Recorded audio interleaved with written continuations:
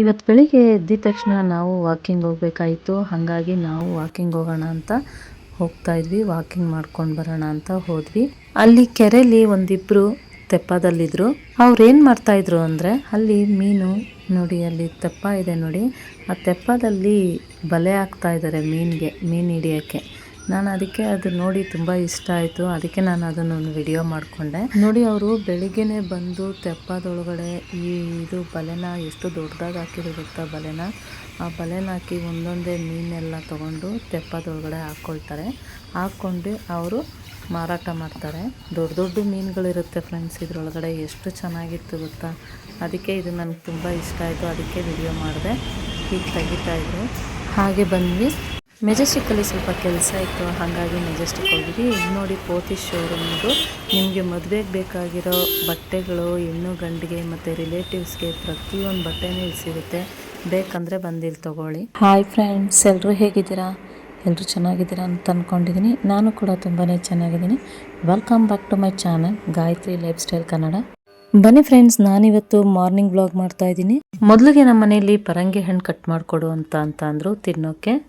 ಅದಕ್ಕೋಸ್ಕರ ಫಸ್ಟು ಪರಂಗಿ ಹಣ್ಣನ್ನ ನಾನು ಕಟ್ ಮಾಡಿ ಕೊಟ್ಬಿಡ್ತೀನಿ. ಪರಂಗಿ ಹಣ್ಣು ಒಂದು ತಂದಿದ್ರು. ಎಷ್ಟು ದೊಡ್ಡದಾಗಿದೆ ನೋಡಿ ಫ್ರೆಂಡ್ಸ್, ಇದು ಪರಂಗಿ ಹಣ್ಣು ತುಂಬಾ ದೊಡ್ಡದಾಗಿದೆ. ಮಾಡ್ತಾಯಿದ್ದೀನಿ. ನನಗಂತೂ ಇದು ನೋಡಿದ ತಕ್ಷಣ ಇದೇನಪ್ಪ ಇಷ್ಟು ದೊಡ್ಡದಾಗಿದೆ ಇದು ಪರಂಗಿ ಹಣ್ಣು ಅಂತ ನನಗೆ ಆಶ್ಚರ್ಯ ಆಯಿತು. ಇಷ್ಟು ದೊಡ್ಡ ಪರಂಗಿ ಹಣ್ಣು. ನಮ್ಮ ಅಣ್ಣ ಮನೆಗೆ ಬಂದಾಗ ಈ ಹಣ್ಣು ತಂದಿದ್ರು. ಯಾಕಂದರೆ ನಾವು ಮಾಮೂಲಿ ತಗೊಳೋದೆಲ್ಲ ಸ್ವಲ್ಪ ಚಿಕ್ಕದಾಗಿರೋದು ತಗೊಳ್ತೀವಿ. ಇದು ತುಂಬಾ ದಪ್ಪ ಇತ್ತು, ನೋಡೋಕ್ಕೂ ತುಂಬ ಚೆನ್ನಾಗಿತ್ತು. ಇದು ಪರಂಗಿ ಹಣ್ಣು. ಬೀಜಗಳು ನೋಡಿ ಎಷ್ಟೊಂದಿದೆ ಇದರೊಳಗಡೆ.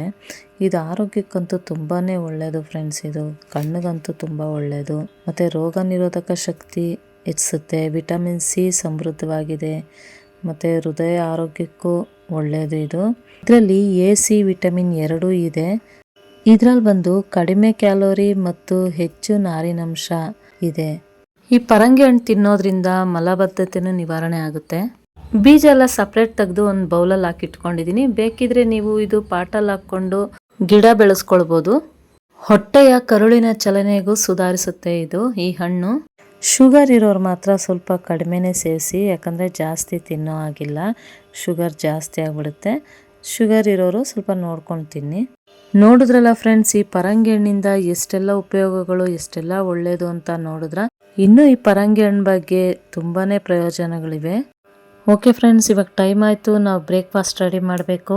ಸ್ಪೆಷಲ್ಲಾಗಿ ಡಿಫ್ರೆಂಟಾಗಿ ಒಂದು ರೆಸಿಪಿ ಮಾಡೋಣ ಅಂದ್ಕೊಂಡಿದ್ದೀನಿ. ಅದು ನಿಮ್ಗೆಲ್ರಿಗೂ ತುಂಬಾ ಇಷ್ಟ ಆಗುತ್ತೆ ಆ ರೆಸಿಪಿ. ಇದು ಯಾವ ರೆಸಿಪಿ ಅಂತ ಅಂದರೆ, ನಾನಿವತ್ತು ಸ್ಪೆಷಲ್ಲಾಗಿ ಕಾರ್ನ್ ವೆಜಿಟೇಬಲ್ ಎಗ್ ರೈಸ್ ಮಾಡೋಣ ಅಂದ್ಕೊಂಡಿದ್ದೀನಿ. ಇದು ತುಂಬಾ ರುಚಿಯಾಗಿರುತ್ತೆ, ಸಖತ್ ಟೇಸ್ಟಿಯಾಗಿರುತ್ತೆ. ಹಾಗಿದ್ರೆ ಬನ್ನಿ ನೋಡೋಣ ಕಾರ್ನ್ ವೆಜಿಟೇಬಲ್ ಎಗ್ ರೈಸ್ಗೆ ಏನೇನು ಇಂಗ್ರೀಡಿಯೆಂಟ್ಸ್ ಬೇಕಂತ ನೋಡೋಣ ಬನ್ನಿ. ನಾನು ಸ್ಟವ್ ಹಚ್ಕೊಂಡು ಒಂದು ಕಡಾಯಿ ಇಟ್ಕೊಂಡಿದ್ದೀನಿ. ಕಡಾಯಿಗೆ 1-2 ಈರುಳ್ಳಿ ಸಣ್ಣಗೆ ಹೆಚ್ಚಿಟ್ಕೊಂಡಿದ್ದೆ, ಅದನ್ನು ಹಾಕ್ಕೊಳ್ತಾ ಇದ್ದೀನಿ. ಹಸಿಮೆಣಸಿನ್ಕಾಯಿ 5 ಉದ್ದುದಕ್ಕೆ ಕಟ್ ಮಾಡಿ ಹಾಕ್ಕೊಳ್ತಾ ಇದ್ದೀನಿ. ಸ್ವಲ್ಪ ಕರಿಬೇವಿನ ಸೊಪ್ಪು ಹಾಕ್ಕೊಳ್ತಾ ಇದ್ದೀನಿ. ಇದನ್ನೆಲ್ಲ ಹಾಕ್ಕೊಂಡು ನಾನು ಚೆನ್ನಾಗಿ ಫ್ರೈ ಮಾಡ್ಕೊಳ್ತಾ ಇದ್ದೀನಿ. ಈಗ ಕಾರ್ನು 1 ಬೌಲ್ ಆಗೋಷ್ಟು ನಾನು ಹಾಕ್ಕೊಳ್ತಾ ಇದ್ದೀನಿ. ಇದನ್ನು ಹಾಕ್ಕೊಂಡು ನಾವು ಈರುಳ್ಳಿ ಹಾಕ್ಕೊಳ್ಳುವಾಗೆ ಇದನ್ನು ಹಾಕ್ಕೊಂಡ್ರೆ ಚೆನ್ನಾಗಿ ಬೆಂದ್ಕೊಳ್ಳುತ್ತೆ. ಹಾಗೆ ಸ್ವಲ್ಪ ಕ್ಯಾರೆಟು, ಸ್ವಲ್ಪ ಕ್ಯಾಪ್ಸಿಕಮ್ ಹಾಕ್ಕೊಂಡು ಚೆನ್ನಾಗಿ ಫ್ರೈ ಮಾಡ್ಕೊಳ್ತೀನಿ. ಹೀಗೆ ಚೆನ್ನಾಗಿ ಫ್ರೈ ಮಾಡ್ಕೊಂಡಿದ್ದಾದಮೇಲೆ ಟೊಮೆಟೊ 1-2 ಟೊಮೆಟೊ ಕಟ್ ಮಾಡಿ ಇಟ್ಕೊಂಡಿದ್ದೆ. ಟೊಮೆಟೊ ಚೆನ್ನಾಗಿ ಸ್ಮ್ಯಾಶ್ ಆಗೋವರೆಗೂ ಚೆನ್ನಾಗಿ ಬೇಯಿಸ್ಕೊಳ್ಬೇಕು. ಟೊಮೆಟೊನ ಸ್ವಲ್ಪ ಹಸಿ ವಾಸನೆ ಹೋಗೋವರೆಗೂ ನಾವು ಚೆನ್ನಾಗಿ ಫ್ರೈ ಮಾಡ್ಕೊಳ್ಳೋಣ. ರುಚಿಗೆ ತಕ್ಕಷ್ಟು ಉಪ್ಪು ಹಾಕ್ಕೊಳ್ತಾ ಇದ್ದೀನಿ. ನೀವು ಇನ್ನೂ ಬೇಕಿದ್ರೆ ಇದಕ್ಕೆ ಶುಂಠಿ ಬೆಳ್ಳುಳ್ಳಿ ಪೇಸ್ಟು ಸಹ ನೀವು ಹಾಕ್ಕೊಳ್ಬೋದು. ನಾನು ಶುಂಠಿ ಬೆಳ್ಳುಳ್ಳಿ ಪೇಸ್ಟ್ ಏನು ಯೂಸ್ ಮಾಡ್ದಿರಾ ಈ ರೀತಿಯೇ ನಾರ್ಮಲಾಗಿ ಮಾಡ್ತಾಯಿದ್ದೀನಿ. ತುಂಬ ಚೆನ್ನಾಗಿರುತ್ತೆ. ಈ ರೀತಿ ನೀವು ಟ್ರೈ ಮಾಡಿ ಫ್ರೆಂಡ್ಸ್. ನೀವು ಇನ್ನೂ ಬೇಕು ಅಂತ ಮಾಡ್ಕೊಂಡು ತಿಂತೀರಾ, ಅಷ್ಟು ಚೆನ್ನಾಗಿರುತ್ತೆ. ಈಗ ಎಲ್ಲ ಚೆನ್ನಾಗಿ ಬೆಂದ್ಕೊಂಡಿದ್ದಾದಮೇಲೆ ನಾವು ಇಲ್ಲಿ ಸೈಡಲ್ಲಿ ನಾನು ಮೊಟ್ಟೆ ಹಾಕ್ಕೊಳ್ತಾ ಇದ್ದೀನಿ. ನಾನು 2 ಮೊಟ್ಟೆ ಹಾಕ್ಕೊಳ್ತಾ ಇದ್ದೀನಿ. ನಾನು ಇಬ್ರಿಗಾಗೋಷ್ಟು ನಾನು ರೈಸ್ ಮಾಡ್ತಾ ಇರೋದು. ನೀವು ಜಾಸ್ತಿ ಜನಕ್ಕೆ ಬೇಕಂದರೆ ಇಂಗ್ರೀಡಿಯೆಂಟ್ಸ್ ಸ್ವಲ್ಪ ಜಾಸ್ತಿ ಮಾಡ್ಕೊಳ್ಳಿ. ಈ ರೀತಿ ಇದನ್ನೆಲ್ಲ ಸೈಡಿಗೆ ತೊಗೊಂಡು ಮೊಟ್ಟೆ ಮಾತ್ರ ನಾವು ಸೈಡಿಗೆ ಬೇಯಿಸ್ಕೊಳ್ಬೇಕಾಗುತ್ತೆ. ಯಾಕಂದರೆ ಈ ರೀತಿ ನಾವು ಬೇಯಿಸ್ಕೊಳ್ಳೋದ್ರಿಂದ ಸ್ವಲ್ಪ ಮೊಟ್ಟೆ ಥರ ಚೆನ್ನಾಗಿರುತ್ತೆ, ತಿನ್ನೋಕ್ಕೂ ಚೆನ್ನಾಗಿರುತ್ತೆ. ಹಾಗಾಗಿ ಈ ರೀತಿ ನಾವು ಫ್ರೈ ಮಾಡಿಕೊಂಡು ನೋಡಿ ಈ ರೀತಿ ಗಟ್ಟಿಗಾಗಿದೆ. ಸ್ವಲ್ಪ ಗಟ್ಟಿಗಾದಾಗಲೇ ನಾವು ಮಿಕ್ಸ್ ಮಾಡ್ಕೊಳ್ಬೇಕು.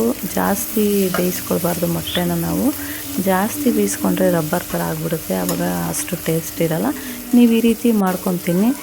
ಹೀಗೆಲ್ಲ ಫ್ರೈ ಮಾಡಿ ಎಲ್ಲ ಮಿಕ್ಸ್ ಮಾಡ್ಕೊಂಡಿದ್ದಾಯಿತು.